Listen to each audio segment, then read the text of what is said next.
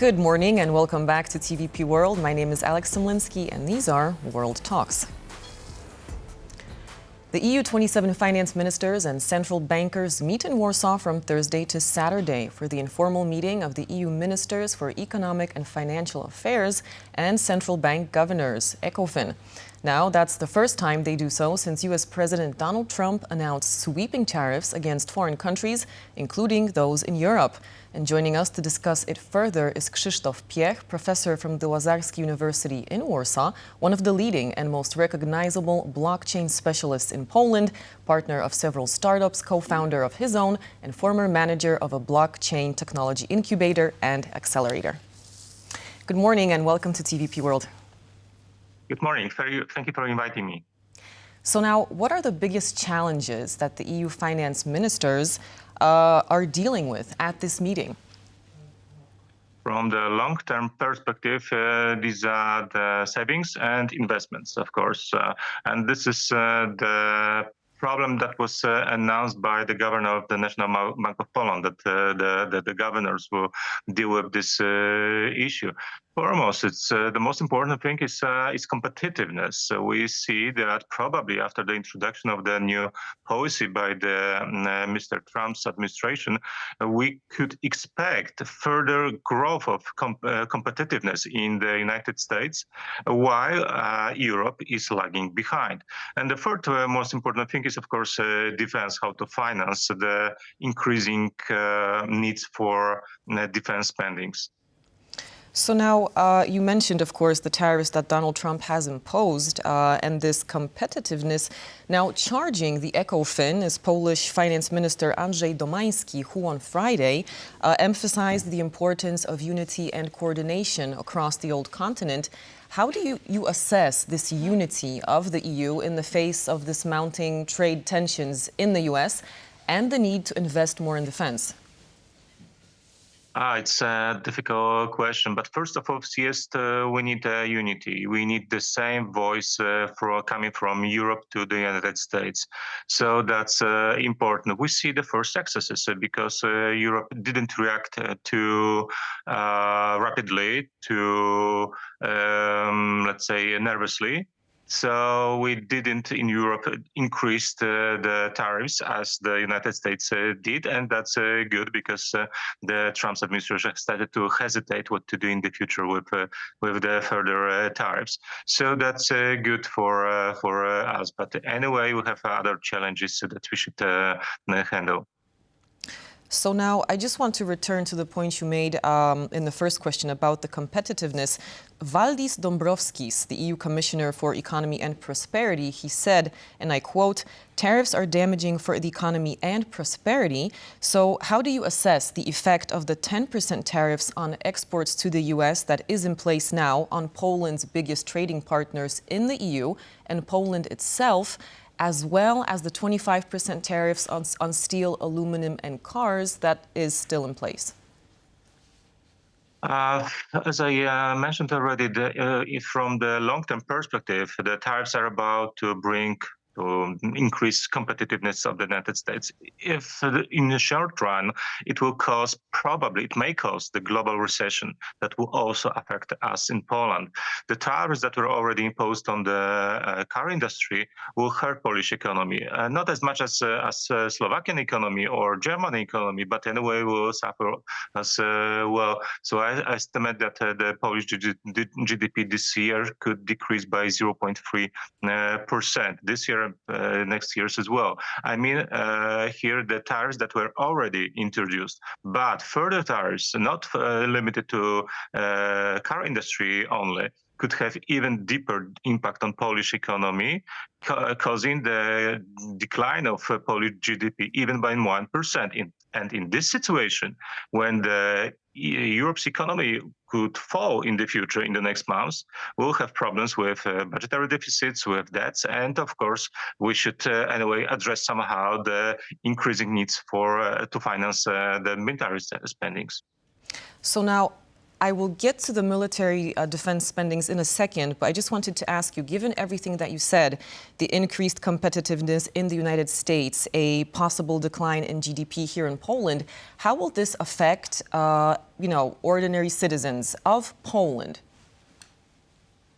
It will be more difficult to finance spendings for social security. This is one thing. We shouldn't expect more expenditures on that. Also, health sector could have problems because the budgetary tensions will be even higher compared to the situation that we have now. And we should remember that our Polish deficit is already high enough to cut some spendings that could be seen as unnecessary. But that's the future. This is a political decision when the cuts will be announced. But yes, it will affect regular Polish citizens. That's why it's good that this meeting is taking place in Poland, because we should also think about our own interests, how to protect Polish citizens against the tariffs and quite aggressive US policy that have been introduced.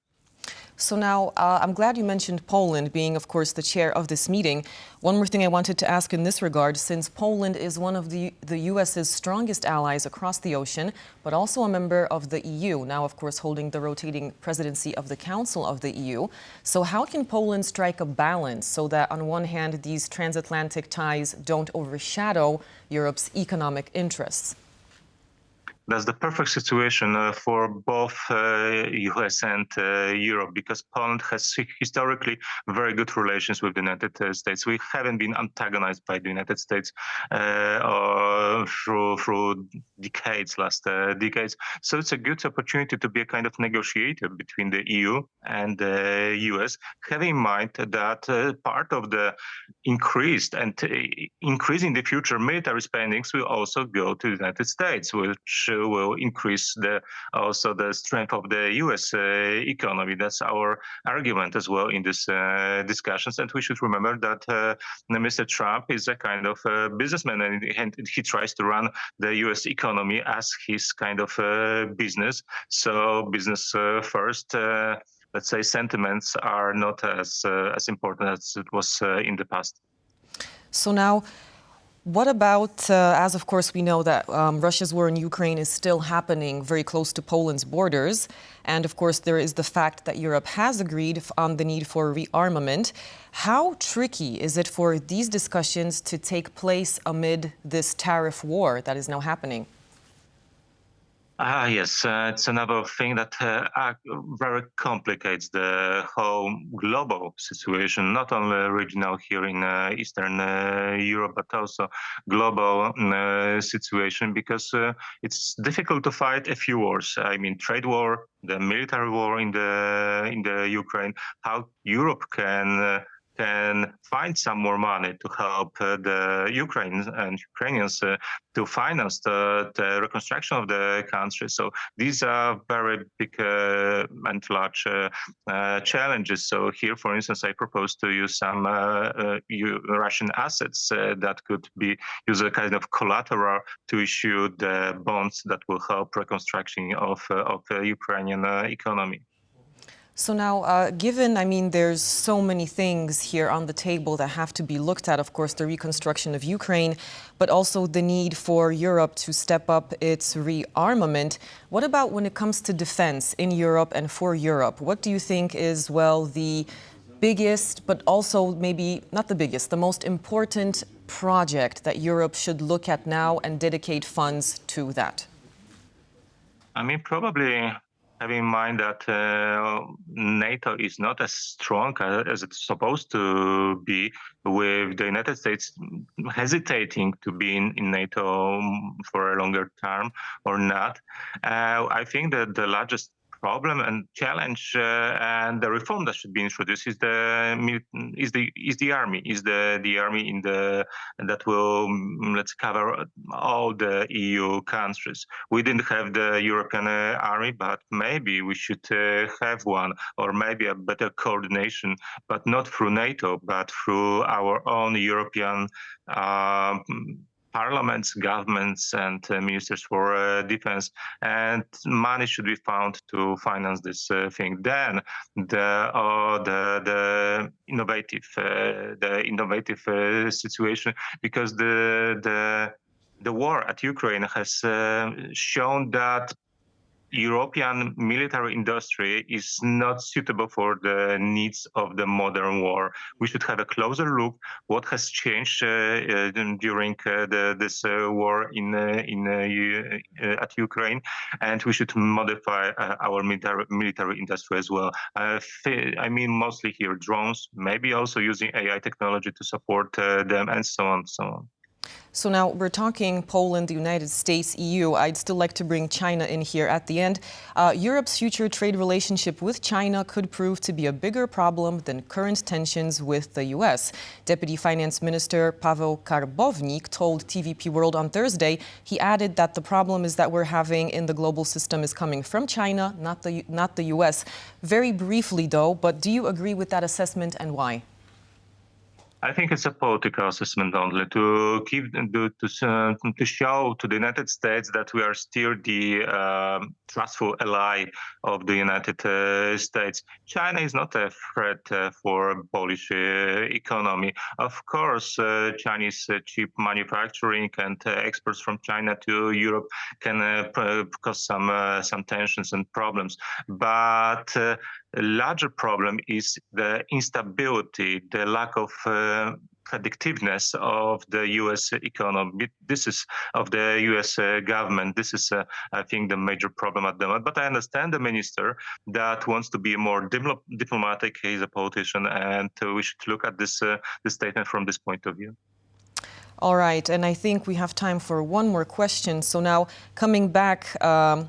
So now from the website of the Polish presidency of the Council of the European Union, we see that, and I quote, increasing investment opportunities in the EU is also a topic at this ECOFIN meeting taking place in Warsaw. So what is Poland doing in this regard, and how can it attract investment from abroad?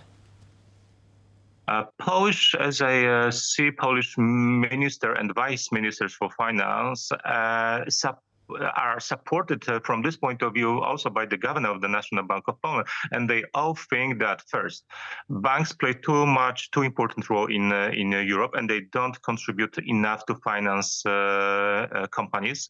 And the second thing is competitiveness. We in Europe impose too many regulations. We should start the regulatory trends. And this is the message that Polish Prime Minister and also the Minister for Finance has sent already to the EU, that we should think about competitiveness more, which means less regulations, more freedom to companies. And the ways to finance the companies should also be not mainly from banking sector, but through stock markets. And we should. All right, and we're going to have to put a full stop right there. Yes. Professor Krzysztof Piech from the Lazarski University in Warsaw, thank you very much for your analysis and for speaking to us here on TVP World this morning. Thank you very much. And that's a wrap for these World Talks. But as always, do stay tuned to TVP World for more interviews like this one, breaking news and interviews. Thanks for watching.